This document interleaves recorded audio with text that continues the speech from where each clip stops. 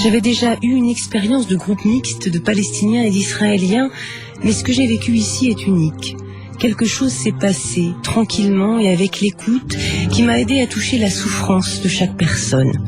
Je crains que cette expérience ne soit qu'un rêve, qui disparaîtra dès l'instant où j'atterrirai à l'aéroport en Israël. Je crains de vivre à nouveau l'humiliation et le manque de respect après avoir été entouré pendant 15 jours de personnes qui respectent et soutiennent les Palestiniens. J'espère que nous pourrons poursuivre et développer notre pratique commune en Israël.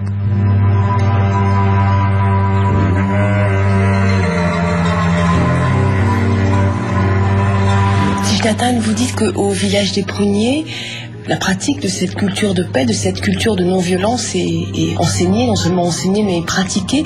Au village des Pruniers, vous avez reçu, et vous le citez dans ce livre, La paix en soi, la paix en marche, vous avez reçu des Israéliens, des Palestiniens. Vous proposez de faire une sorte de feuille de route de la paix, vous la proposez très très pratiquement. Comment est-ce que deux peuples en conflit, que ce soit eux, que ce soit d'autres, peuvent arriver à s'approcher de la paix et à rester dans cette culture-là de la non-violence? Quand nous sommes victimes d'un conflit, on a beaucoup de peur, de haine, de violence en soi. Alors ça nous empêche de regarder les autres et de reconnaître que les autres sont aussi des êtres vivants comme nous et qui ont souffert exactement comme nous. Alors, quand on arrive au centre de pratique, on doit commencer à pratiquer la respiration consciente afin de pouvoir reconnaître l'énergie de peur, l'énergie de colère, l'énergie de la violence qui est en nous, pour pouvoir l'embrasser, pour pouvoir apporter un soulagement. C'est-à-dire, vous dites embrasser quoi? L'énergie de colère? C'est-à-dire quoi? Faire ami avec elle? Oui, il y a une énergie qui peut se servir pour pouvoir embrasser l'énergie de la colère et de la peur. C'est l'énergie de la pleine conscience. La pleine conscience est cette énergie qui nous permet d'être vraiment là, dans le moment présent. C'est une énergie qui nous permet d'être au courant de ce qui se passe dans l'instant présent. Si l'énergie de colère se manifeste, alors elle doit être reconnue par l'énergie de la pleine conscience de la colère.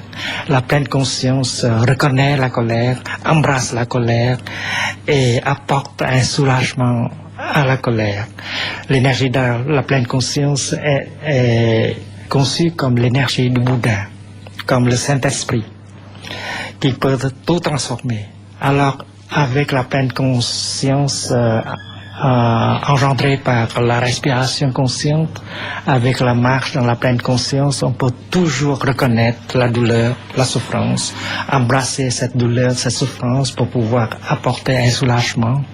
Et après cela, on peut commencer à écouter avec attention pour pouvoir comprendre la souffrance, sa propre souffrance et la souffrance de l'autre personne.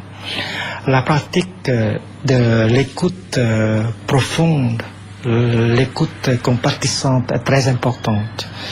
Quand on écoute comme ça, on va reconnaître le fait que l'autre personne a beaucoup souffert. Elle est victime aussi de la peur, du manque de compréhension, de l'illusion, des perceptions erronées. Et comme ça, on peut avoir de la compassion pour cette personne-là. Nous aussi, nous pouvons être victimes des perceptions erronées et de là, victimes de la peur, de la haine, de la violence. Alors si on écoute soi-même avec profondeur, on peut reconnaître ces perceptions erronées en soi pour pouvoir les transformer. Quand vous écoutez une autre personne avec attention, avec pleine conscience, vous allez pouvoir reconnaître que cette personne-là a été victime de ses propres perceptions erronées. Elle est habitée par la peur, la colère, le désespoir. Alors vous avez une chance de la reconnaître comme un être vivant, victime de la souffrance. Et comme ça, vous pouvez déjà regarder cette personne avec compassion. Et ça vous soulage. La compréhension et la compassion vous soulagent. Et maintenant, vous avez cette possibilité de regarder l'autre personne avec compréhension, avec compassion, ce qui peut apporter déjà un soulagement à lui et à vous en même temps. Donc, quand on est ensemble pour pratiquer, on fait la marche ensemble, on mange ensemble, on jardine ensemble, alors on a une chance pour pouvoir reconnaître l'autre personne comme être vivant, qui a beaucoup de souffrance en elle. Et c'est la chose fondamentale. Et on n'a plus peur de cette personne-là, on a l'envie de travailler avec elle afin de pouvoir trouver une voie qui nous amène hors du conflit. Et c'est pourquoi vivre ensemble, c'est vraiment très important. Vivre ensemble et pratiquer ensemble.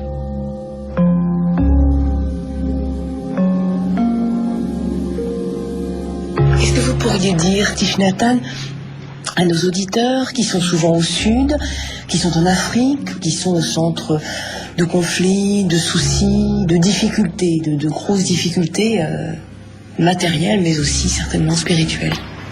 Quand on est pauvre et quand on est opprimé, on souffre.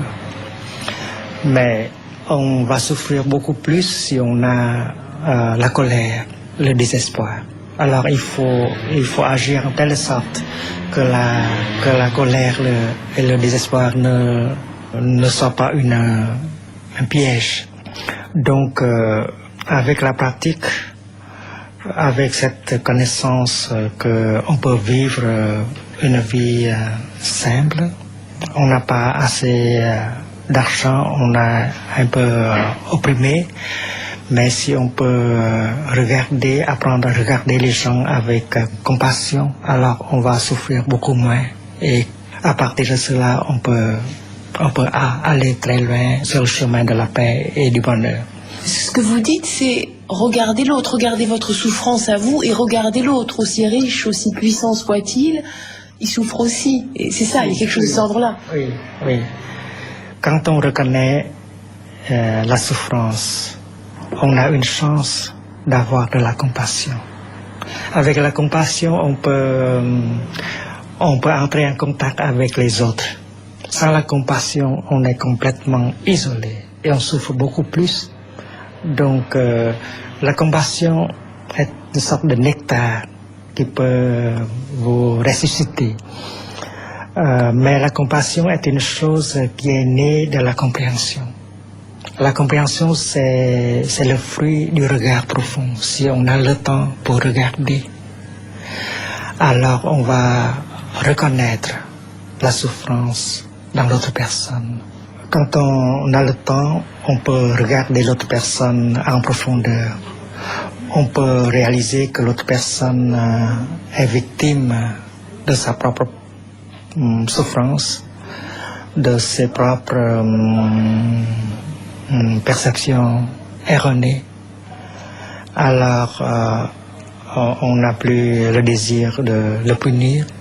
On peut être motivé par le désir d'aider cette personne-là et on souffre moins tout de suite. Regarder avec l'œil de compassion, c'est une pratique. Ça va pouvoir transformer la souffrance. Ça peut apporter le soulagement tout de suite.